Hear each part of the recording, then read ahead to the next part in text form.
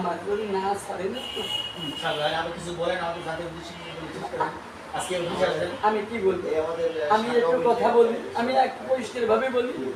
আমি আমার সম্মানিত চেয়ারম্যান সাগরিকা ইসলামের আমি যে কথাগুলোই বলি না কেন, আমি কোথায় যাই না যাই, সেটা আমি আমার সম্মানিত চেয়ারম্যান সাগরিকা ইসলামকে অবলোকন করি এবং আমি যে কথাগুলো বলি তার অনুমতি দেওয়া আছে, সেই অনুমতি সাপেক্ষে এবং তার নির্দেশ মোতাবেক এবং তার আদেশ মোতাবেক কথা বলি। আমার সম্মানিত চেয়ারম্যানকে জাতীয় মানবাধিকার কমিশন থেকে তলব করেছে। চেয়ারম্যান মহোদয়ের আমাকে সেখানে আমাকে বলেছে যে জাতীয় মানবাধিকার কমিশনে আমাদের তলব করা হয়েছে। আমার চেয়ারম্যান সাহেবের কথা মতো আমি জাতীয় মানবাধিকার কমিশনে উপস্থিত হই। জাতীয় মানবাধিকার কমিশনের সম্মানিত উপপরিচালক মহোদয়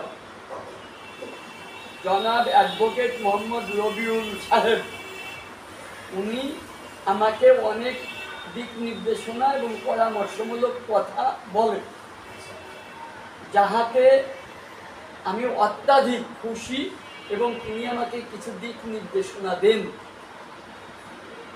জাতীয় মানবাধিকার কমিশন যে পরামর্শ দেয় সেই পরামর্শ মোতাবেক আমাদের বাংলাদেশ আইন সহায়তা কেন্দ্র ফাউন্ডেশন বাসক পরিচালিত হবে বলে অঙ্গীকারবদ্ধ হয়ে আমরা বর্তমানে আমাদের মানবাধিকার সংস্থা বাংলাদেশ আইন সহায়তা কেন্দ্র ফাউন্ডেশন পরিচালনা করে যাচ্ছি।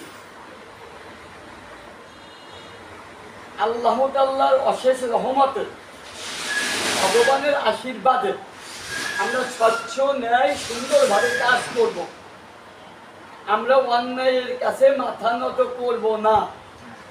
আমি মনে প্রাণে বিশ্বাস করি সাফায়েত তালুকদার সাহেব, রাহাত কামাল পিন্টু সাহেব, আমি মণিমোহন বিশ্বাস সহ যারা মানবাধিকার সংস্থা বাংলাদেশ আইন সহায়তা কেন্দ্র ফাউন্ডেশন বাসকে কাজ করি, সংস্থার নামে যেন কোনো বদনাম না হয় এবং সংস্থার ভাবমূর্তি সুন্দর রাখতে পারি।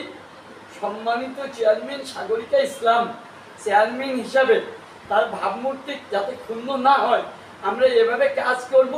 আমরা অন্যায়ের কাছে মাথা নত করব না, স্বচ্ছ সুন্দর পরিষ্কারভাবে প্রশাসনের সহযোগিতা নিয়ে কাজ করব এবং আমার পরিচালক প্রশাসন, আমার পরিচালক তদন্ত সাফায়েত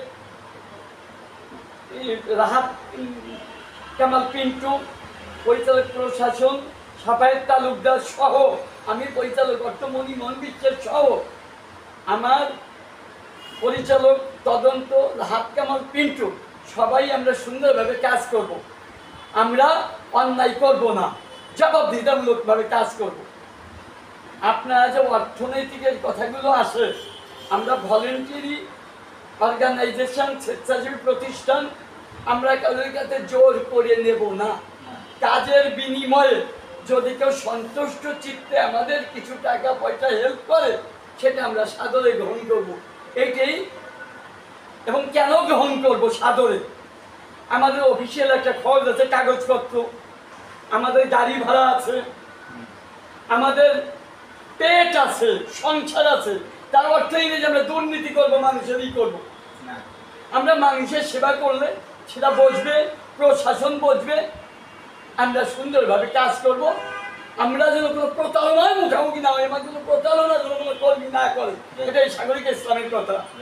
এই আজকে সবাই এই কথাই বলবো এবং এটাই সবাই জানুক। রাহাত কামাল পিন্টু, সাফায়েত তালুকদার, মণিমোহন বিশ্বাস সহ যারা আছে, সাগরিকা ইসলাম আমার সম্মানিত চেয়ারম্যান, সবাই ভালো থাকবে। আপনার কাজ করতে পারি, এই আপনাদেরকে চাওয়া পাওয়া।